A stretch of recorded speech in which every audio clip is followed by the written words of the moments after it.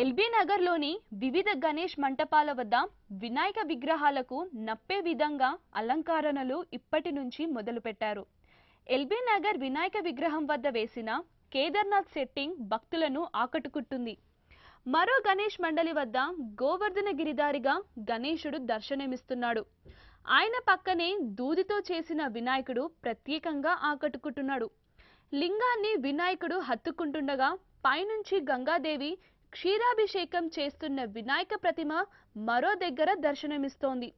ఆంజనేయుని భుజాలపై రామునితో కూర్చున్నట్లు మరో మండపం వద్ద వినాయకుడు కొలువయ్యాడు. ఆ మండపం వద్దే నీటిని చిమ్ముతున్న ఫౌంటైన్ చిన్నపిల్లలను ఆకట్టుకుంటుంది. మరో గణేష్ మండపం వద్ద పట్టాభిషేకుడైన రాముని వలె వినాయకుడు దర్శనమిస్తున్నాడు.